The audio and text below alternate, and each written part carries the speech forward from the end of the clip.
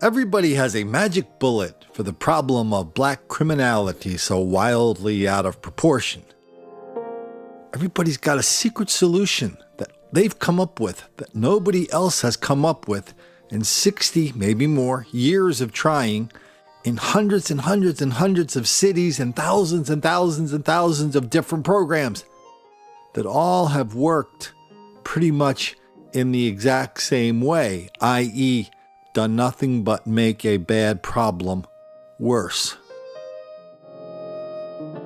I mean, and now, and the latest magic bullet is coming out of places like Chicago, St. Louis, Philadelphia, Corpus Christi, where they have district attorneys, Oakland, where they have district attorneys elected with the support of George Soros and Black Lives Matter. I know that sounds crazy, right?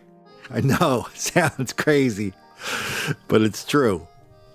The district attorneys are elected by George Soros and Black Lives Matter, and the one in Philadelphia, he just took office a couple days ago. He just fired 21 district attorneys, staffers, the guys who try the criminal cases.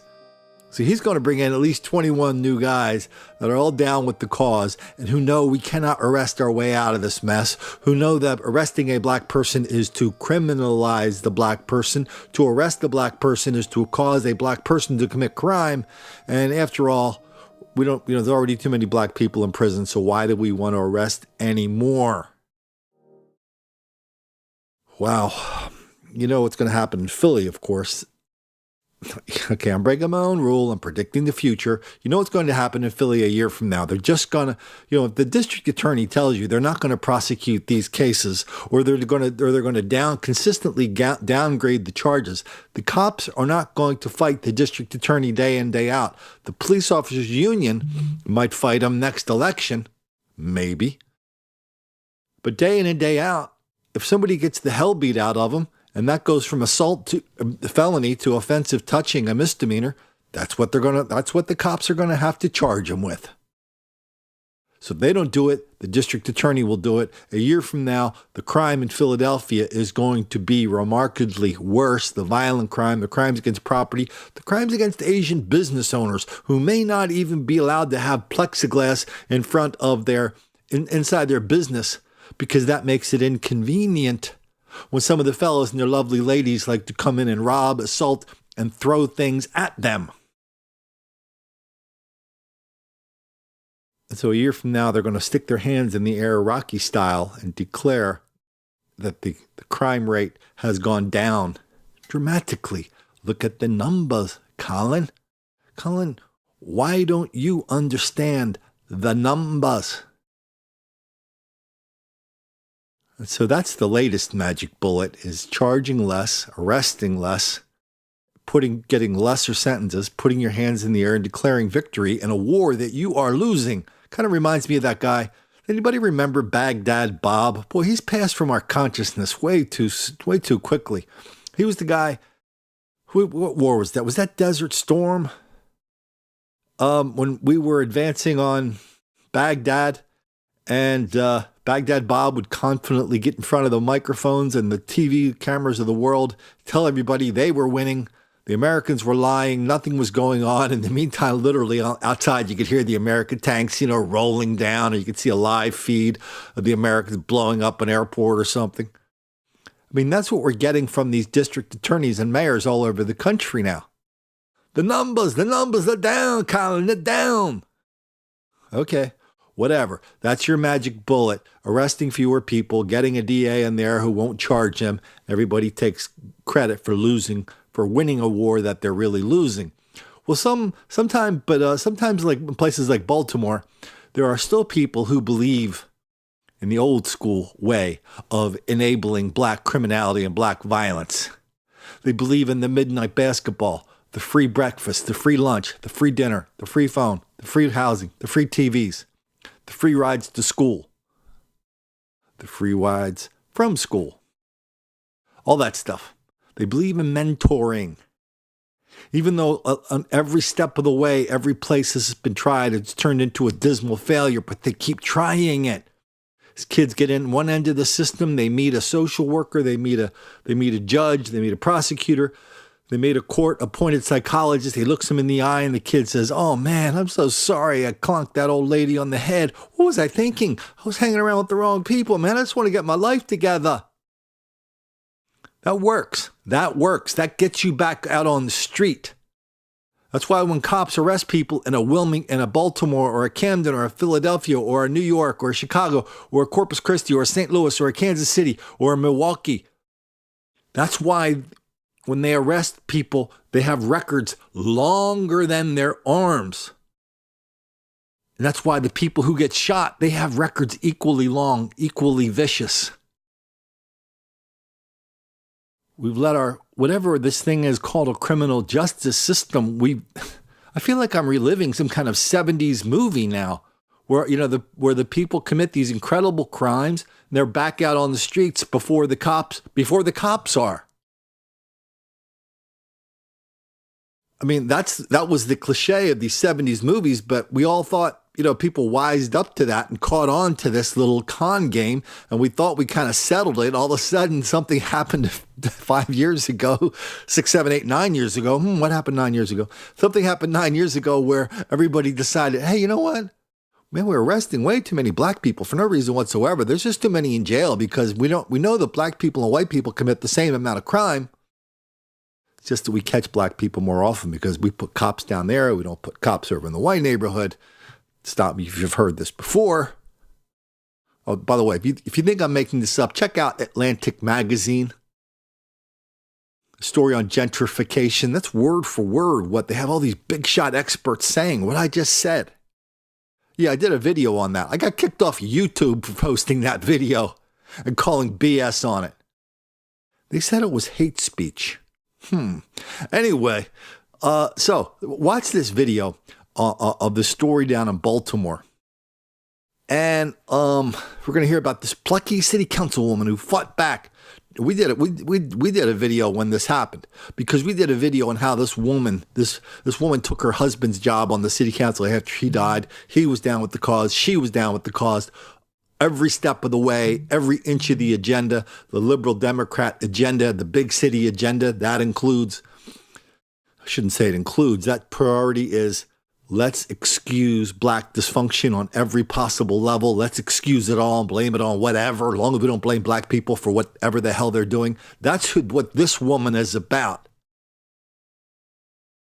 Let's see if this little incident caused her to change her mind. Councilwoman attacked. Baltimore City Councilwoman Ricky Spector is home recovering tonight after being carjacked and assaulted. Police have one suspect in custody, but they are still looking for another. WJZ is live in Federal Hill. George Solis with the investigation into a crime that happened in broad daylight. George? Good evening, Denise. It was fight or flight for the councilwoman, and as many tell WJZ, not surprisingly, Ricky Spector chose to fight. The unusual scene in South Baltimore. Police and security guards outside the Harborview parking garage. The site where Friday morning Baltimore City Police say City Councilwoman Rochelle Ricky Spector was the victim of a violent, strong-armed carjacking. They actually put their hands on Councilwoman Spector and forcibly removed her from her car and then beat her after they got out of her car, punching her several times. Police saying Spector not going down without a fight. She absolutely resisted this robbery. Colleague Councilwoman Mary Pat Clark telling WJZ she is a friend. She is a very feisty person, and you don't want to mess with her. So, very in character for Ricky Spector.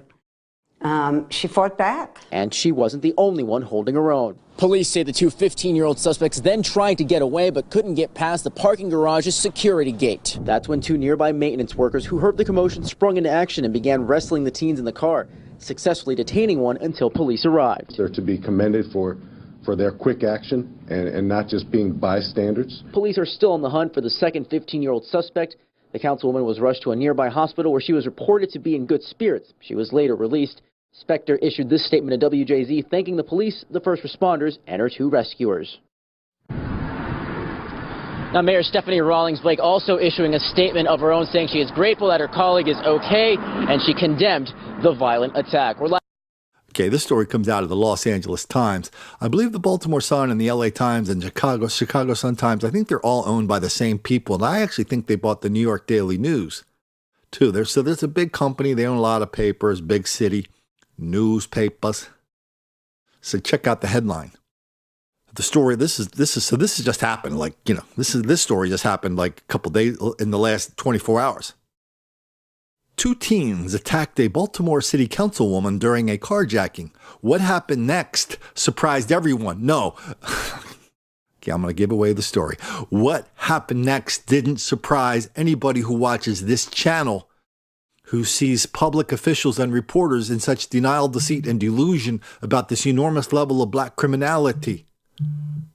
It doesn't surprise anyone who's seen how reporters and public officials and city councilwomen like this fool ignore, deny, condone, excuse, encourage, and even lie about what's going on in their city with black people and black criminality. So let's pick it up.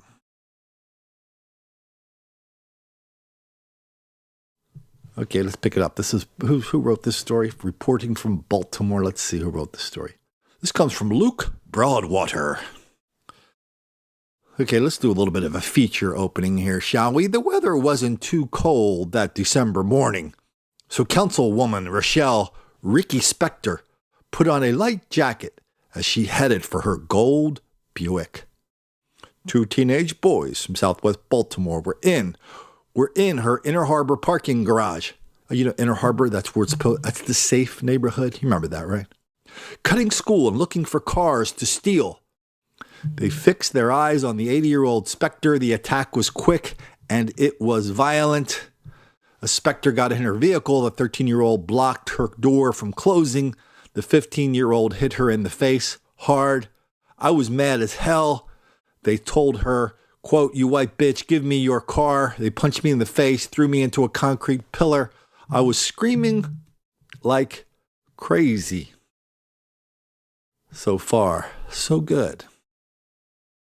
Word of the attack and subsequent arrests of the boys made evening newscasts and fueled local anxiety. In a city besieged by violence, it seemed to show that no one, not even an octogenarian city official, was safe. Where is that the way it works? You get somebody from LA to look at Baltimore and they make these observations that are just dated and old and superficial and ridiculously simplified. Is there anybody who looked at that attack and said, "Oh yeah, I'm really surprised that those young black people attacked that 80-year-old woman"? No, nobody is surprised in Baltimore, you fool. Anyway, so let's get back to the story, because this is where the story begins. What is less well known is this. Instead, continues the LA Times, instead of seeking vengeance, that's what we call justice now. Putting someone in jail for beating the crap out of a little old lady is now vengeance. Do you suppose it was the first time those guys ever did something like that? Did they ever have a record before? Instead of seeking vengeance, Spector quietly decided to become the boys' advocate. Yeah, it's very quiet. It's very quiet. We're going to see how quiet it is. She was in every public forum in Baltimore telling everybody what a virtuous person she was for rescuing these innocent angels who temporarily went astray and almost killed her. Okay, sorry for the editorial comments here, but she, according to this paper, the LA Times, she and a team of nonprofit workers, mentors, and cooks and coaches, a group Spector has dubbed the Good Samaritans, have been working with the boys for months. During and after their time on house arrest, and their grade, school attendance, and attitude have shown marked improvements. Though the boys are still a work in progress, that's what we call covering your butt, by saying these kids are still bad news, but the bad news narrative doesn't fit in the story. Anyway, the teens are now emerging as leaders in the neighborhood, trying to teach others to stay out of trouble. Last month, Spector joined, around the anniversary of the attack about a year ago, Spector joined the older teen in front of a large audience at her synagogue, where leaders from across the city presented her with an award for his progress. The boy who had once punched her in the face now shyly tried to hide behind her from the view of the crowd. He was so overwhelmed, she said, if he didn't hold on to me, he was going to collapse, Spector said. The teenager said, according to the LA Times, I felt scared on the inside. It was a lot of people, and I thought they were going to be ashamed of my actions, but a lot of people started shaking my hand and saying they were proud of me. A week later, Spector presented another award to the younger boy who hugged her, called her ma'am, and said, I messed up. We're not identifying either because they're juveniles. The relationship would never have developed if not for You Empower of Maryland. The nonprofit provides a range of services, including teaching youths how to become cooks.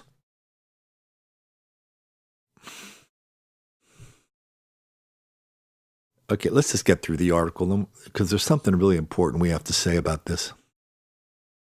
Let me see. Blah, blah, blah. Despite the crimes, the head of this program said she believed the boys had a lot of promise. We invited her to come to the neighborhood and see how much is needed here.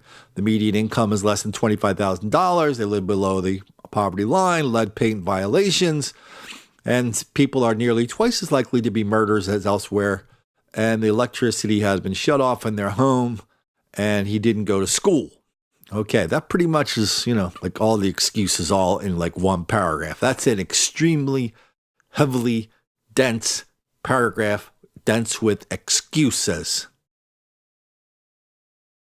We went to court not to say they shouldn't be punished, but to see if there was some way we could find a solution. Okay, here we go. We're like back in 1956 here, okay?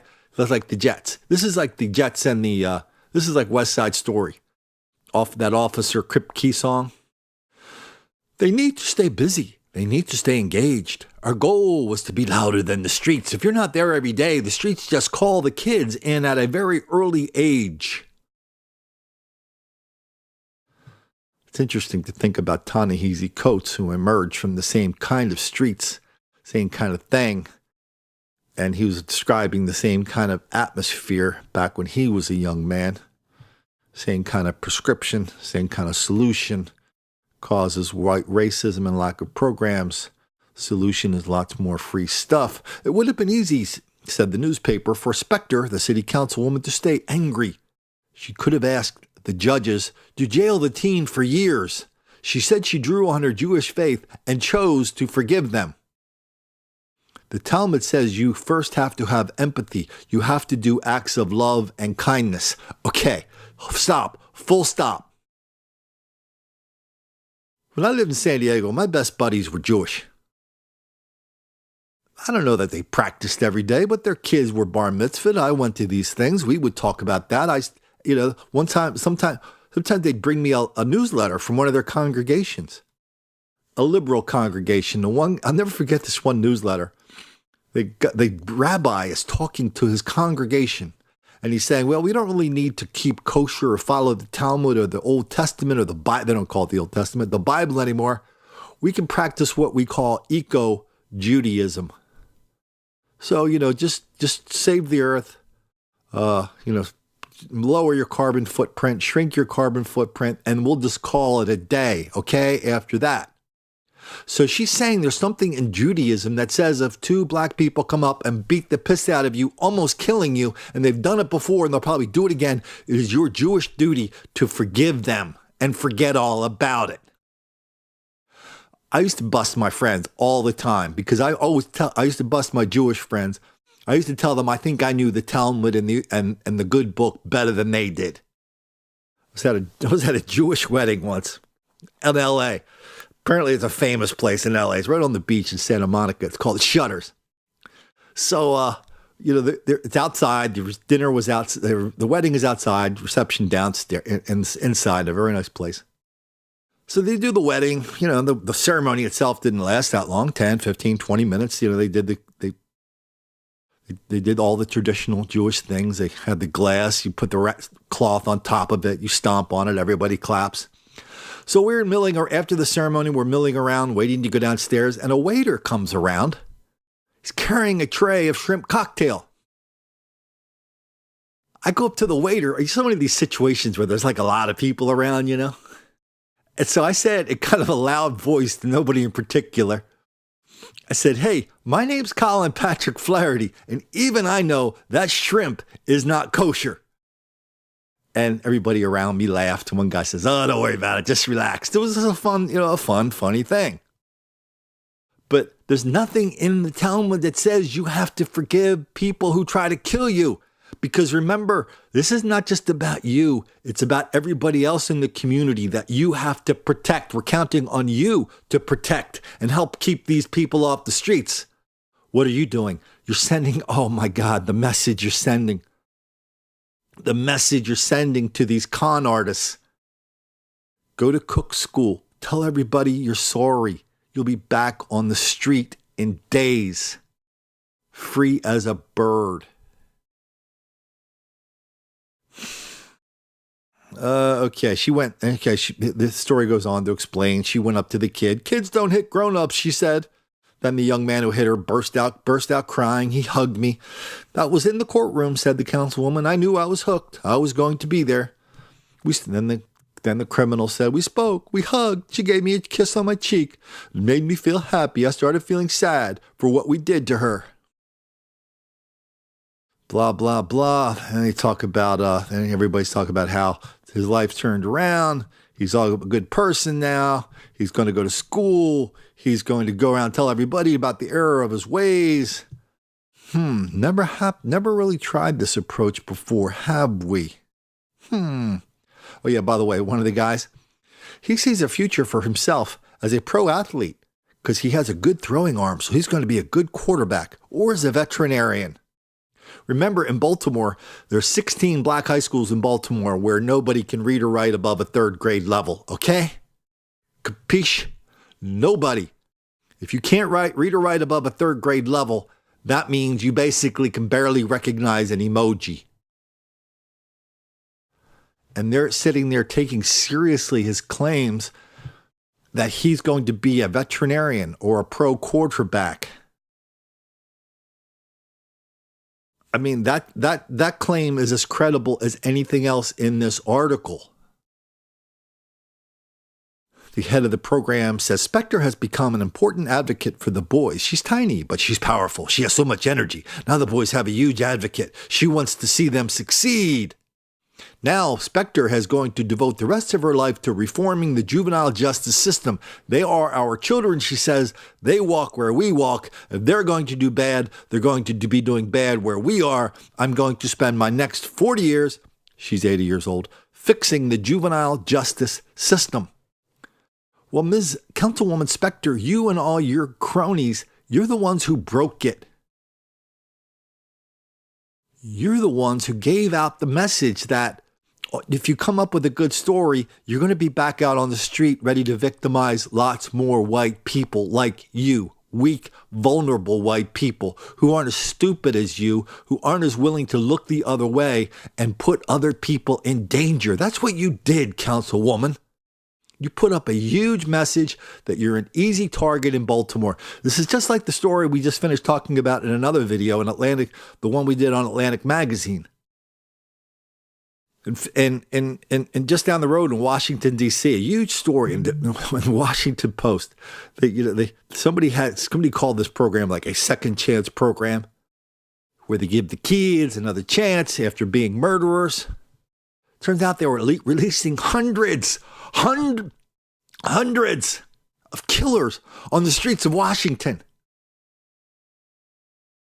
All for the same reason. You could take this story, take any of those killer stories and put it right in here. Just change the name. Don't change anything else. It's the exact same story. And all those killers on the streets were killing again and again and again. And if they didn't kill, they were raping and assaulting and robbing.